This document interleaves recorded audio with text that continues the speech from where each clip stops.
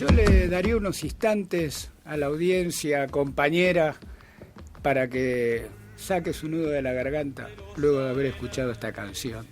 Ajá, ¿y qué Me salió con un tono campero. No ¿Y sé qué si hacemos con los no compañeros? Supongo que sabrán entender. No, claro, más bien. Nosotros hemos pasado música, aún me acuerdo un tema medio heavy metal, ¿no? Que hablaba de la Unión Cívica Radical, por ejemplo. Sí, también hemos pasado temas de la Internacional Socialista. Somos muy amplios. Y como dijimos al principio del programa, estudiar el peronismo no tiene que ser parte de una polémica, es simplemente ser... No estudiarlo es saltearse de una parte muy importante de la historia contemporánea también. No, bueno, si uno no lo quiere estudiar, que no se dedique a mí no me lo a la historia. Enseñar, por ejemplo, cuando yo iba en la primaria. ¿Ah, no? Si uno hablaba, la historia se terminaba un año antes. Estábamos en la última etapa de Belenguer ahí en Bahía Blanca como delegado, hasta que en octubre de 1946 se conoce su designación como gobernador del Neuquén. Perón alimentaba todas esas posibilidades de que gente del mismo lugar, del mismo territorio, de la misma provincia, sea la que gobernara. Especialmente con los territorios nacionales. Él recibía a todas las delegaciones de los territorios nacionales que iban todos con el mismo reclamo. Queremos provincialización, queremos que nos gobierne alguien de acá, no que nos manden interventores. Sí, o alguien de otra provincia, alguien del poder, no sé, que nos manden un cordobés, un santafesino, un porteño. Queremos que sea de acá. Y Perón siempre atendió amablemente a todas las delegaciones de todos los territorios nacionales. Y se empezó un poco a trabajar. No fue algo que resultó inmediato, pero sí fue algo que con el tiempo se concretó. En algunos casos durante el gobierno de Perón, en otros una vez que él fue derrocado por el golpe del 55. Belenguer es designado en octubre de 1946 como gobernador de Neuquén. Distintas personalidades, especialmente de Bahía Blanca y mucho más del ámbito sindical, fueron los que expresaron su satisfacción de que alguien del terruño, de ellos, de los nuestros, como dicen los ferroviarios, del mundo del trabajo, ocupara un lugar de semejante envergadura. Tuvo algunas dificultades justamente Belenguer porque fue... Por no provenir de las élites copetudas. Exactamente. No se olvide que cuando yo dije al principio del programa que había terminado la primaria, no mencioné nada más, dije que era un autodidacta. No quiere decir que no sea una persona ilustrada. De hecho, hay muchas personas, muchas personalidades de ese tiempo que no terminaron la secundaria. Un caso de un programa que todavía debemos, de Abel Chaneton. Abel Chaneton también era otro autodidacta, era un cordobés que un día se fue de la casa y cayó en el norte neuquino. Era una persona con una comprensión muy grande. Ya lo vamos a tocar en algún momento, espero que sea este año. Todavía debemos una biografía de Abel Chaneton. Si bien lo hemos nombrado en varias oportunidades. Sí, con el tema de la fuga de la fuga de la cárcel de Neuquén, el tema de la matanza de Zainuco, y también con otros personajes de época en otros programas. Una de las cosas que él reconocía, por lo menos en las primeras entrevistas que le otorgó, fue el decir que los intereses nacionales debían estar en manos de los obreros, que son el sustento de la vida económica social del país. Conciencia de clase clara. Pero cómo no. Ratificaba su compromiso y disposición para cumplir con el proyecto político del general Perón. En la misma fecha que él fue nombrado gobernador en territorio de Neuquén, fue designado en el mismo cargo, pero en el territorio de Río Negro. En la vecina provincia. Sí, ahora diríamos en la vecina provincia, en ese momento... En el vecino territorio. En el vecino territorio. El ingeniero Miguel Montenegro. ¿Qué tienen en común Belenguer y Montenegro? Que los dos provienen del radicalismo irigoyenista. Belenguer estuvo 3 años, entre el 10 de noviembre de 1946 y el 30 de septiembre de 1949, al frente de la gobernación del territorio nacional de Neuquén. Y cuando cesa su cargo, es nombrado inmediatamente gobernador del territorio nacional de Río Negro. Ah, mire usted. O sea, que reemplaza justamente al ingeniero Miguel Montenegro. En cierta forma, no hay antecedentes de que alguien haya sido gobernador de dos territorios nacionales consecutivos distintos. Sería el único caso. También sería el único caso de una persona nombrada por el general Perón que empieza en el 46 y termina en el 55, ininterrumpidamente. E inclusive llega hasta la década del 80 su actuación política. No me Claro. quiero anticipar. Está bien, pero me refiero a de los cargos, Claro, claro. por lo menos los de primer... Terminó mejor que Mercante, por ejemplo. Claro, Mercante tuvo 2 mandatos, el tercero fue reemplazado. Como decía anteriormente, algunos sostienen que cayó en desgracia. En el caso de Belenguer es un caso de una persona que fue nombrada en el 46 para ser gobernador de un territorio y siguió en el mismo cargo, solamente que en otro territorio, hasta el final del mandato de Perón. No hubo casos de gobernadores territorianos en la misma situación. Tampoco hubo casos de gobernadores que se hayan sometido a elecciones que hayan estado del 46 hasta el 55. Esto como un dato. Sí, que suma. Con la designación de Belenguer se inicia en cierta forma el proceso de la provincialización, que bueno, que Perón Alentado. prometiendo que lo iba a cumplir. Pero claro, Perón lo iba a cumplir, pero se tenían que dar algunas condiciones. Y ahí ya estamos hablando no de condiciones específicas, las condiciones de población ya estaban dadas. ¿Cuáles eran las otras condiciones? Y ahí ya tenemos que empezar a especular. Perón quería, por lo menos en eso coinciden muchos historiadores, de que se provincializaran los territorios, pero quería asegurarse de que los territorios votaran a Perón. Entonces inició un proceso de peronización, que en realidad no le costó mucho. No le costó mucho porque la andanada de proyectos en beneficio de los trabajadores fue tan grande que no necesitó tampoco esforzarse demasiado. Eso le permitió cimentar una base política muy fuerte.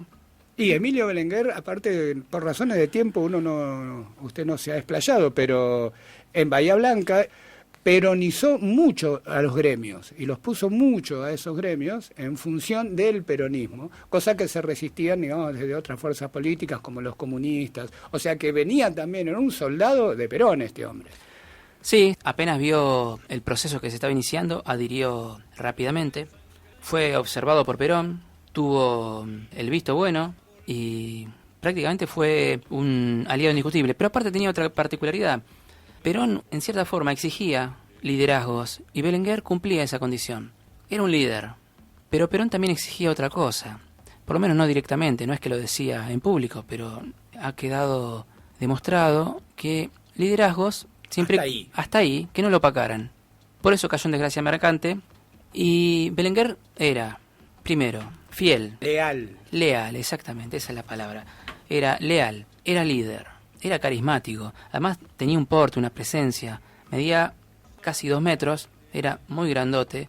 O sea que el sí de don Belenguer se escuchaba mucho por estos lares. Sí, imponía, y esto ya es un tema que escapa un poco a la parte histórica, pero imponía presencia con el físico, con su oratoria, era muy buen orador, podía pasarse 3 horas dando un discurso, tenía un poder de persuasión bastante importante, y no lo digo por el físico simplemente lo ayudaba, especialmente con los trabajadores.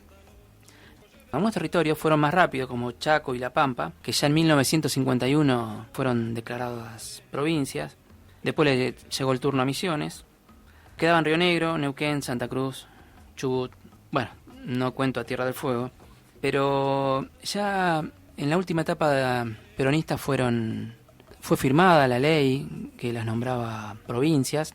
Solo faltaba que las provincias dictaran sus propias constituciones y nombraran sus gobernadores, cosa que no llegó a ocurrir porque interrumpió primero el golpe del 55 de la llamada Revolución Libertadora. Libertadora por algunos, fusiladora por otros. También en esa construcción política... Digo como para generar controversia. Sí, coincido en lo mismo. Yo como Belenguer 2 metros fácil.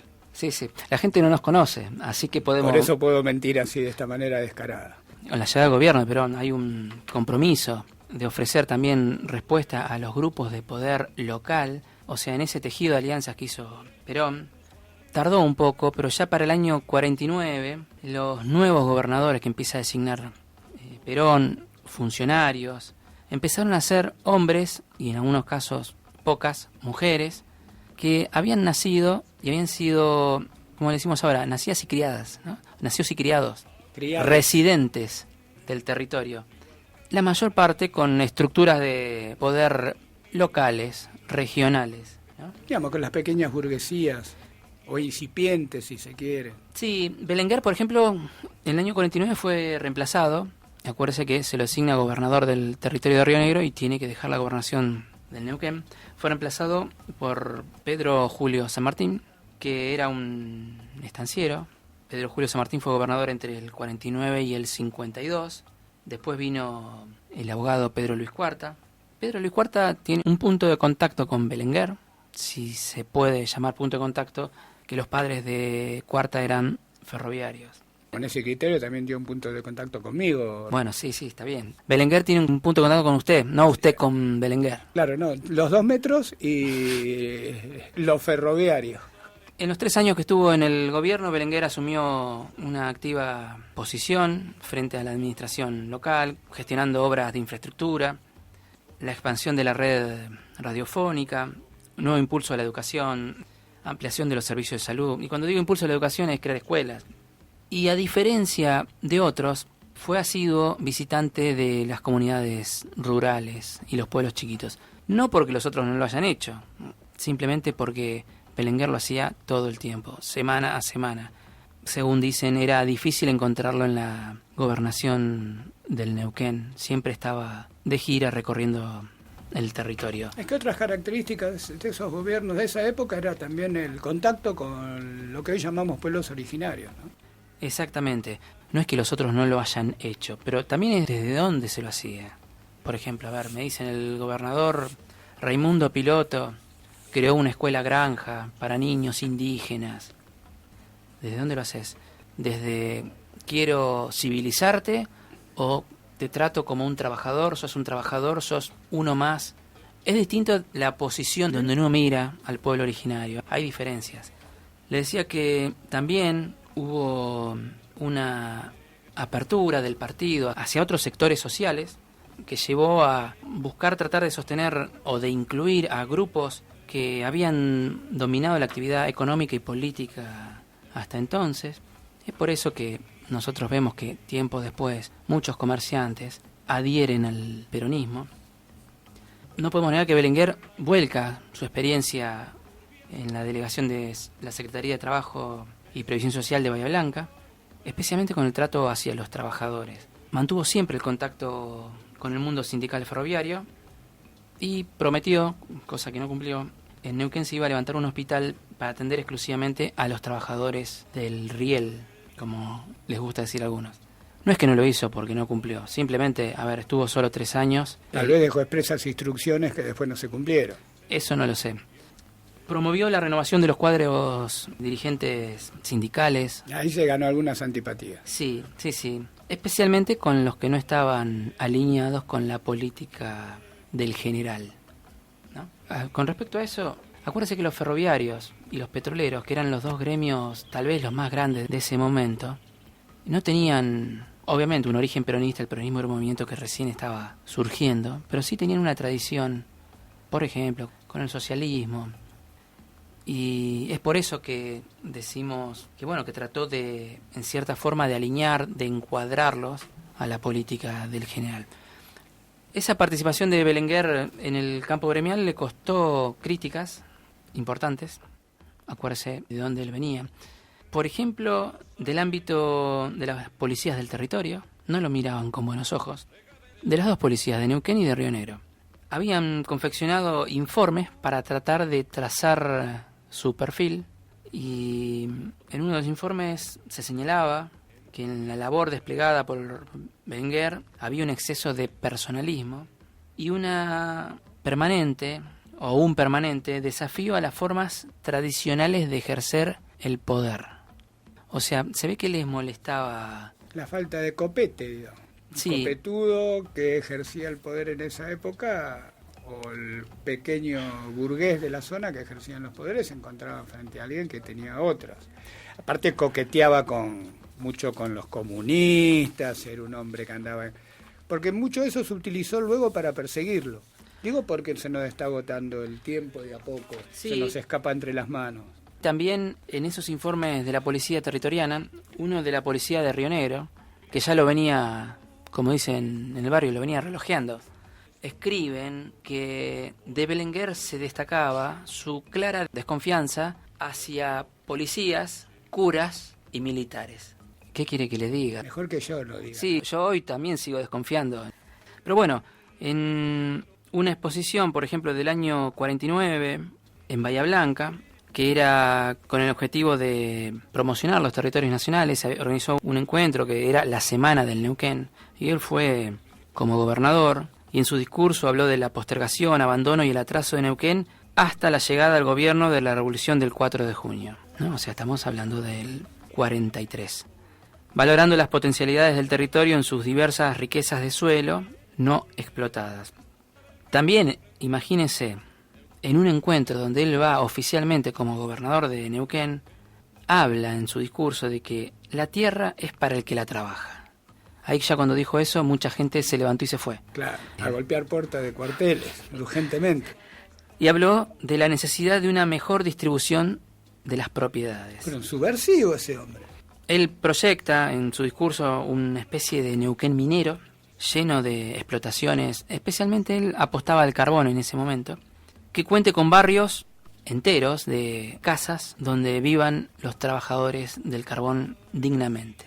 En ese discurso él destacó que debía avanzarse en la explotación de los recursos hídricos para la producción de energía y habló de la expansión de las líneas ferroviarias para que llegaran al norte del territorio neuquino. O sea, en cierta forma, un adelantado, no porque otros no lo hayan dicho, no porque otros no lo hayan pensado, pero sino porque él lo dijo desde una posición de poder, siendo gobernador del territorio. Ya habíamos dicho que en el 49 es nombrado gobernador del territorio de Río Negro. Hubo en Río Negro algunas protestas, no les gustaba que fuera... Es como que fue director técnico de River y ahora viene a Boca. No, pero no es tanto por eso, es más que nada por un tema de, como le decía antes, un tema de clase, ¿no? Además el origen de él, el origen sindical. Leí algunos recortes del diario El Territorio de aquella época, donde ponían en título, no digo catástrofe, pero así medio, ¿quién es Belenguer? ¿No? Claro. De golpe les nombran un gobernador que es gremialista, que sabe mucho de trenes, de organizar sindicalmente. La cultura del trabajo acá en Neuquén, sacando excepciones como los ferroviarios o los mismos petroleros, no hablaba mucho de sindicalización. No es que no existiera, habían intentos de desarrollarlo, pero no todos estaban... No estaba fácil. No estaban todos los trabajadores sindicalizados, mucho menos los peones. Después se hizo cargo de la gobernación de Río Negro. Pero eso es otra historia. Es otra historia, estuvo como 6 años.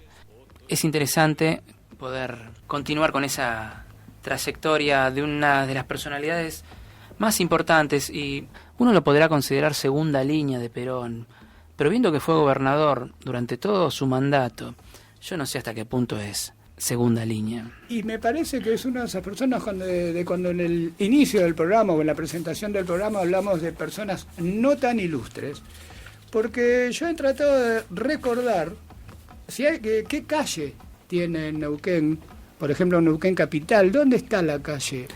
Y no la encontré. Yo se lo digo porque... Digamos, no es una calle importante. No, bueno. Me parece que este hombre merecería una calle.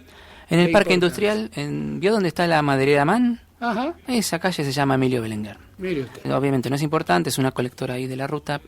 Lo que pasa que también ha quedado un poco Por eso hablo de la prehistoria también. porque en una pareciera especie que la de historia olvido. comienza en otro momento. Mire, Rafar dice que él, cuando le preguntó a Felipe Zapag por Belenguer, o sea, en su trabajo de historiador le preguntó, dice que decía, no, lo que pasa que ese no era de acá. Como que no le daba mucha importancia, que no había que prestarle mucha atención porque no era de acá, era de Río Negro. Era patagónico, pero no era de acá. Y ahí entramos con el tema de lo que algunos denominan la construcción de la identidad neuquina, que tenía que ser de acá. Si no es de acá, no sirve. De hecho, el MPN aprovecha justamente ese concepto de identidad neuquina para mostrarse que, miren, nosotros somos todos nacidos y criados acá. O sea, que no vengan de afuera, que no vengan de otra provincia, de Buenos Aires. No importa si es de Chipoleti, no es que cruzás el río, no, es de otro lado. No es Nick. Bueno, ahí charlando un poco sobre este gobernador peronista, el primer gobernador peronista, en una etapa de construcción nacional. ¿Por qué digo construcción nacional? ¿Qué? ¿No estaba construida la nación? A ver, los liberales de la generación del 80 buscaban una identidad nacional, una construcción territorial, que la lograron, bueno, con sangre, ya lo sabemos, pero bueno, ese era el objetivo. La construcción nacional del peronismo era la inclusión de los que no estaban incluidos en el otro proyecto. Era como una segunda parte. Pero bueno, eso es al menos una opinión mía. No quiero polemizar. Los dedos en B. No quiero polemizar con nadie, ya bastante para eso están las redes sociales. Donde lo importante es ofender, básicamente. Sí, no. Una anécdota para terminar. ¿Sabe que cuando vino Belenguer a asumir la gobernación a Neuquén, vino con el ministro del Interior, Borlengui, conocido también otro soldado de Perón? Llegó a la estación de Neuquén y claro, lo fueron a recibir los notables de la ciudad, del territorio. Y él, obviamente, cortésmente saludó a todos, pero después que saludó a todos, se quedó charlando con los dirigentes de la Unión Ferroviaria, con los trabajadores, y se fue con ellos. Los dejó a los otros Se fue a comer una sopa pagando en el andén. No es que los trató mal, pero en cierta forma los desatendió. Por lo menos así cuentan las crónicas de la época, como para poner más o menos qué tipo un de... digno broche a este muchacho que me cae muy bien. Nos vemos el próximo jueves. Hablando de Hugo del Carril, recién estaba la payada a Eva Perón, ya que estamos, la payada pero al general Juan Domingo Perón. Parece buenísimo. Que un payador del camino que alce su verso genuino ante tanta concurrencia. Quisiera en esta emergencia tener el don de Gavino para elogiar con bastino la histórica presidencia que realiza su excelencia en este suelo argentino.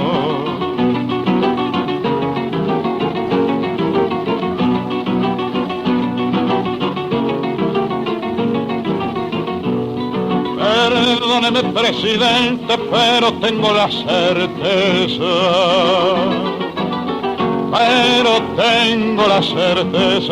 de que alabar su grandeza es traducir muchas mentes.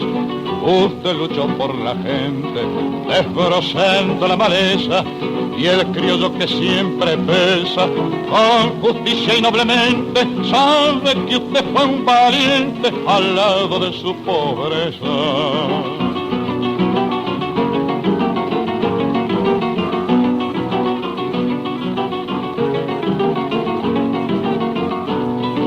Usted liquidó el instante de la miseria social, y el oprobio general del vendepatrias triunfante. Vergüenza del tiempo de antes, cuando el fraude electoral era el destino fatal que le aguardaba al votante en aquel tiempo distante de ignominia nacional.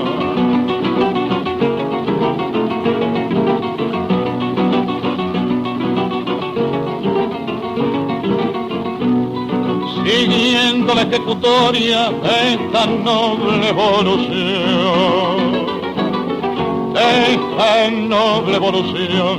el pueblo de la nación vive su trance de gloria. Él siempre tendrá memoria de la gran revolución y a fuerza de corazón mantendrá la trayectoria que ha señalado en la historia el general Juan Perón.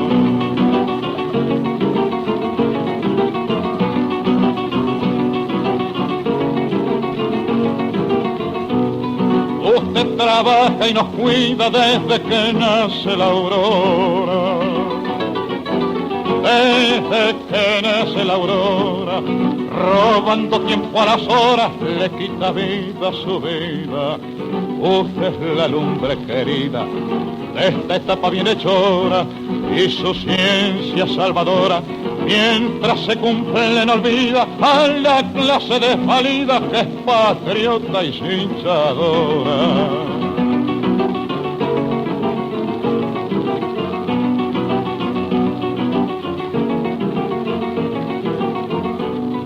Por eso mi general con esta improvisación,